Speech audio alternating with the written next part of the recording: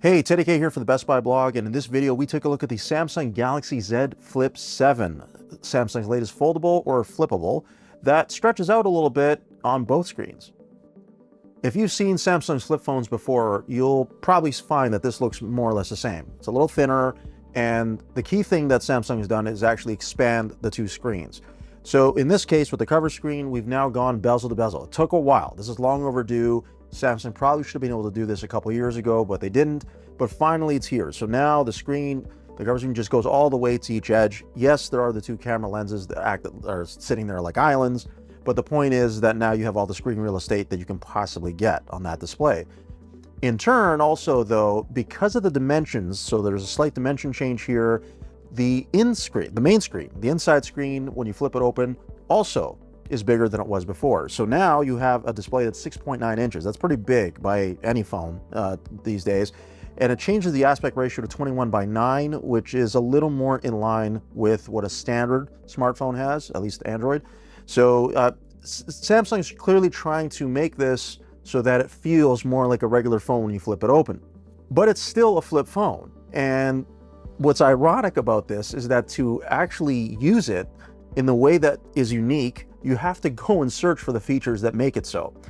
This is something that's not new. Samsung has done this before with previous flip phones as well, and it's a bit of a tedious process if you don't know it. And the reason why, I'm not actually sure why Samsung insists on doing it this way, as opposed to just making it a little bit easier to find. Now the point is, you just got to go into the settings, and you have to make a number of adjustments. You got to toggle certain things on so that you can enable them. For example, you can launch certain apps. This is not new either. This has been going on for the last 2 years, where there's a handful of apps that will work on the cover screen.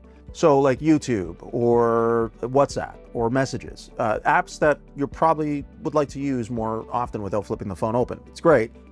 Despite all that, unfortunately, Samsung has not expanded it. It has not been able to find ways to get third-party developers to really buy in on this so that you can have a plethora of apps that you can just use on the cover screen. It's not just a matter of being able to access it, it's also about it being optimized. The case in point is when you try to force the issue, and you can. So if you actually download and install something called Multistar, this is actually a Samsung app under one of their subsidiaries. So if you open that up and you set it up, you can actually lay out more apps on your cover screen, and then you can open them as they are. Here's where things get tricky though, and you'll see what I'm talking about. So if you open a certain app and those camera lenses get in the way, there's no recourse for that. An easy fix, at least to me, would be to have an accelerometer in the phone that where you flip it upside down, it can then give you access to what it is you're trying to do. Unfortunately, that's just not an option. So even if you flip this phone, nothing happens, and well, that's just it. You're out of luck. And this affects pretty basic apps too. I mean, even the calculator.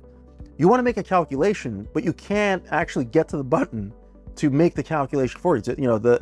It's just crazy. So it's one of those things where there's some real potential because of the functionality that is available. The problem is that it's not all optimized. Samsung has not crossed all the T's and dotted the I's to make this possible. This is also a curious situation because the Galaxy AI features that Samsung has touted with all the other phones that it's launched this year are also applicable here.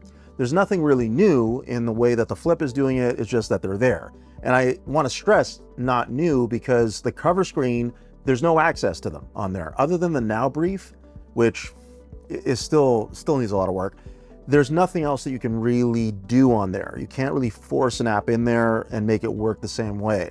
So you got to go full screen on those. And again, like I don't want to rehash all the different modes and features because I've covered them in previous reviews on Samsung devices.